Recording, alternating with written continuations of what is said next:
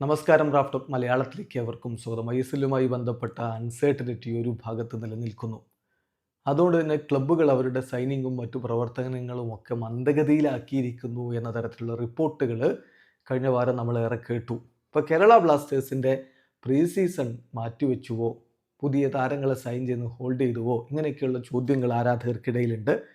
ഈ കാര്യത്തിന് ഒരു ക്ലാരിഫിക്കേഷൻ വരുത്തുകയാണ് ഇപ്പോൾ മാർക്കസ് മെർക്കുലാവോ. അദ്ദേഹത്തോട് ചോദിക്കുന്നു, മാർക്കസ് ബായ്, ഞാൻ കേട്ടു കേരള ബ്ലാസ്റ്റേഴ്സ് പ്രീ സീസൺ പ്ലാനുകൾ പോസ്റ്റ്പോൺ ചെയ്തിരിക്കുകയാണെന്നും സൈനിങ്ങുകൾ വൈകിപ്പിക്കുകയാണെന്നും ഒക്കെ. ഇതിലെന്തെങ്കിലും യാഥാർത്ഥ്യമുണ്ടോ, ക്ലാരിഫൈ ചെയ്യാൻ പറ്റുമോ എന്ന് അദ്ദേഹത്തോട് ചോദിക്കുമ്പോൾ അദ്ദേഹത്തിൻ്റെ മറുപടി ഇതാണ്: കേരള ബ്ലാസ്റ്റേഴ്സിൻ്റെ പ്രീ സീസൺ സിറ്റുവേഷൻ ഈ ആഴ്ച അവസാനത്തോടു കൂടി വ്യക്തമാവും, ഒന്നുകൂടി ക്ലിയർ ആവും.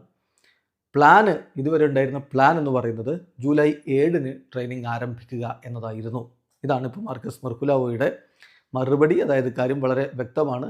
കേരള ബ്ലാസ്റ്റേഴ്സ് ഇപ്പം പ്രീ സീസൺ പോസ്റ്റ്പോൺ ചെയ്തു എന്ന തരത്തിലുള്ള വാർത്തകളൊന്നും ശരിയല്ല. അതിലൊരു വ്യക്തത ഇനിയും വരേണ്ടതുണ്ട്.